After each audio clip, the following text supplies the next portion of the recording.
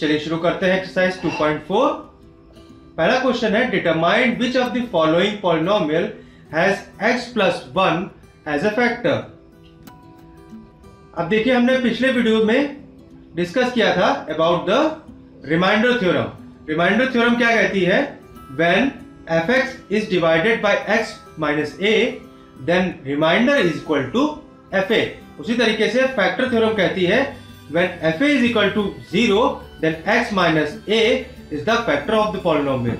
यानी किसी पॉलिनोमियल को अगर हम x माइनस a से डिवाइड करें तो जो रिमाइंडर होगा वो fa होगा, और अगर fa is equal to 0 then x minus a उसका एक फैक्टर होगा। अब इस इक्वेशन में जो डिवाइजर है वो है x+1 और 0 of x+1 वो होगा -1।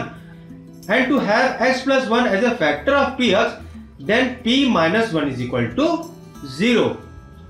अब किसी भी इक्वेशन में x+1 अगर फैक्टर है या नहीं ये चेक करना हो तो p-1 is equal to 0 ये हमें चेक करना होगा। यानी x की वैल्यू -1 रखने पर पॉलिनोमियल की वैल्यू 0 आनी चाहिए। अगर 0 आती है तो x+1 उस पॉलिनोमियल का फैक्टर होगा। अगर पॉलिनोमियल की वैल्यू 0 नहीं आती तो वो उसका फैक्टर नहीं होगा। तो चलिए चेक कर लेते हैं। पहला पॉलिनोमियल है x³ + x² + x+1। अब देखिए इसको सॉल्व कर ले। px = x³ + x² + x+1। To have x+1 as a factor of px then p-1 is equal to 0। अब x की जगह पर यहां पर हम -1 रख लेंगे। Then p-1 is equal to -1³ plus -1² plus -1 and +1। तो p-1 हो जाएगा -1 -1³ will be -1 -1² is equal to +1 -1 +1, और यहां पे हो जाएगा -1 और यहां पे हो जाएगा +1। अब -1 +1 -1 +1 ये कट जाएंगे तो p-1 is equal to 0। Then x+1 is the factor of x³ + x² + x+1। यानी x+1 इस इक्वेशन का एक फैक्टर होगा। चलिए दूसरा पॉलिनोमियल देख लेते हैं। x⁴ + x³ + x² + x+1। तो चलिए इसको सॉल्व कर लेते हैं। px हो गया हमारा x⁴ + x³ + x² + x+1। to have x+1 as a factor of px then p-1 is equal to 0। then p-1 is equal to -1⁴ plus -1³ plus -1² and plus -1 and +1। इसको अगर हम सॉल्व करें तो p-1 is equal to 1 -1 +1 -1 +1। अब देखिए इसमें -1 +1 -1 +1 आपस में कट जाएंगे और ये बचेगा is equal to 1 which is not equal to 0। hence p-1 is not equal to 0 then x+1 will not be the factor of px।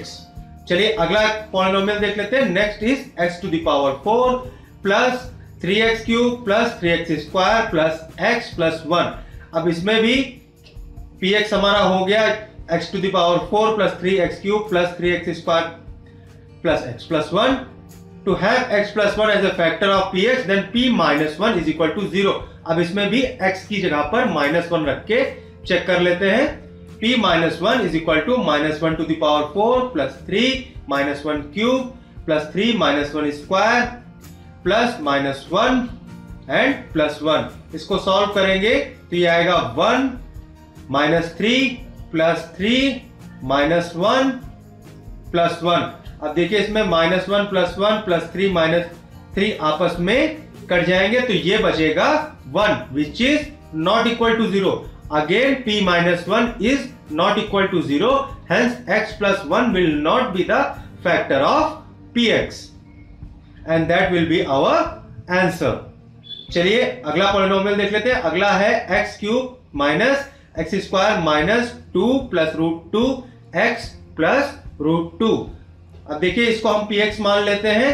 Again to have x+1 as the factor of px then p-1 is equal to 0। then p-1 is equal to -1³ minus -1² minus 2 plus root 2 into minus 1 plus root 2. Then p minus 1 is equal to minus 1 plus 2. अब देखिए minus 1 हो जाएगा minus 2 और plus 2 ये आपस में cut जाएगा, बचेगा केवल root 2 and plus root 2. तो ये हो जाएगा 2 under root 2, which is not equal to 0. Again p minus 1 is not equal to 0, hence x plus 1 will not be the factor of px. दोस्तों thank you for watching this video. अगर आपको video पसंद आया तो please मेरे video को like करिए, अपने दोस्तों के साथ शेयर करिए, मुझसे जुड़े रहने के लिए मेरे चैनल को सब्सक्राइब करिए। आपको ये वीडियो कैसा लगा मुझे कमेंट सेक्शन में जरूर बताइए। Thank you so much and take care.